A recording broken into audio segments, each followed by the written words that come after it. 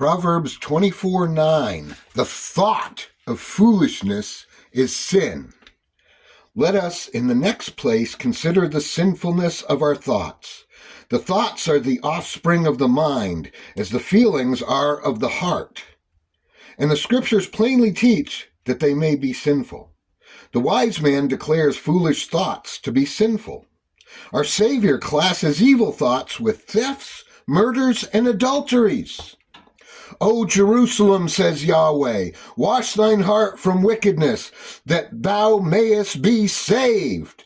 How long shall thy vain thoughts lodge within thee? Let the wicked forsake his way, and the unrighteous man his thoughts. The thoughts of the wicked are an abomination to the Lord.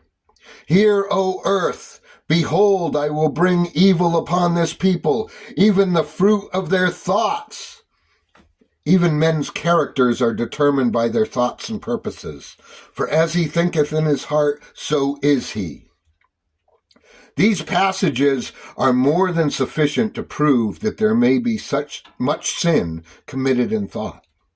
And if vain, foolish thoughts are sinful, who, my hearers, can enumerate his sins? Who can even number the sins of this kind of which he is guilty in a single day?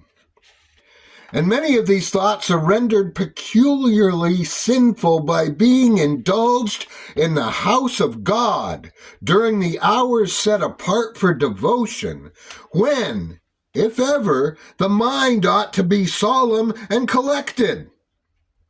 But it is here impossible to descend to particulars.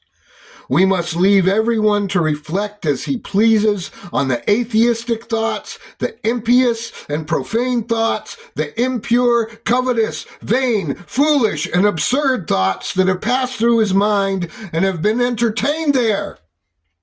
And while you reflect on this, remember that thoughts are the language of disembodied spirits, that thoughts are words in the ear of God, and that our guilt in his sight is no less great than if we had actually given utterance to the very thought that is lodged in our minds.